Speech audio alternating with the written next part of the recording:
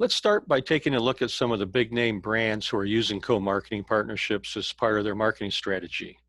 We have brands like Airbnb and Delta that have got together, Apple and Nike, BMW and Louis Vuitton, Carvel and Cinnabon, CoverGirl and Lucasfilms, Taco Bell and Frito-Lay, one of my favorites, and Uber and Spotify, and there's many, many more that are using co-marketing partnerships to promote their products or services. But co-marketing partnerships also work for small and mid-sized local businesses. You have things or businesses like photographers that are getting together with website developers. You have realtors and house painters. You have interior designers and art galleries. And I think you could think of a lot of different combinations that would work well together. So when we look at the benefits small business can achieve using co-marketing, the benefits can take on a lot of forms, such as the ability to reach new customers via the partner's brand or channel, leveraging each partner's resources or assets. Like if one company has a graphic artist and another company has a large email list, those are two different resources that you can leverage together. You can look at improving your brand reputation by being associated with a trusted partner. So this is the opportunity to improve your brand perception by being associated with a bigger, more trusted partner. Partnerships can also spark innovation in new products and service offerings, right? Or you can increase your customer loyalty via some value-added partner offering that, again, that no like and trust factor that the partner could bring to the relationship can increase your customer loyalty as well. The strategic partnerships of any type are the easiest, fastest way for almost anybody to grow their business, according to Jay Abraham, who Forbes magazine listed as one of the top 5 executive coaches in the United States. So let me read you what Jay says about endorsement partnerships.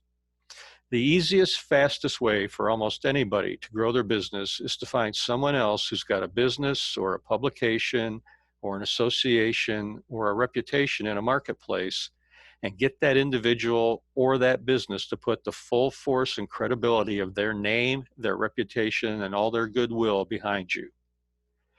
Now, Simone Novello from Novello Partners also says, the right partnerships are by far the most effective way to increase brand awareness, grow your audience, monetize assets, and find money.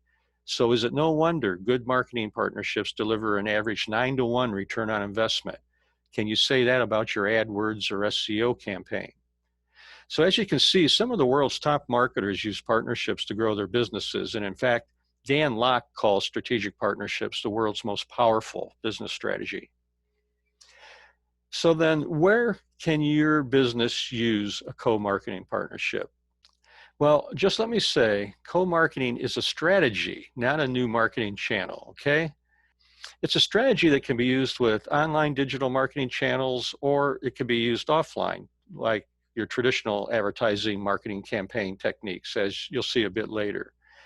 So essentially, co-marketing is really a strategy that you can use with any channel your partner prefers, or one that you are experienced with and prefer using. So it really all comes down to which channel can provide the best return on investment for your joint co-marketing campaigns.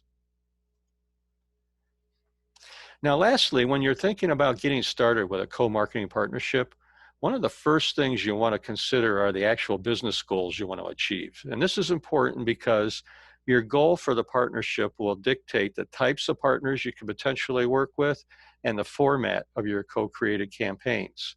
For example, if your goal is to grow your business's brand within a completely new customer base that's likely to be interested in your product or service, your goal is to generate leads and pass off those leads to your sales team, right?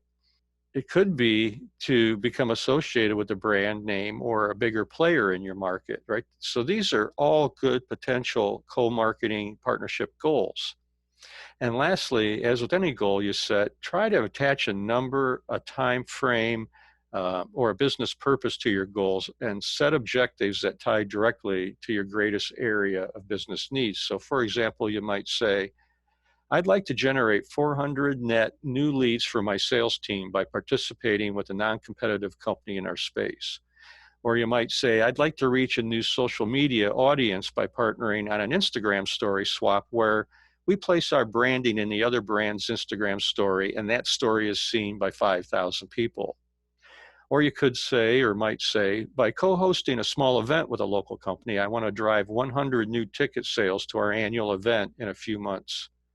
So, as the old saying goes, what gets measured gets done. So make sure you know what it is you want to achieve from any co-marketing partnership. So that's it for module number 1. Now that you've thought through your goals, it's time to start looking at the right partner that fits your needs. In module number 2, we'll look at how to select your ideal co-marketing partner. So go ahead and move on to module 2 when you're ready.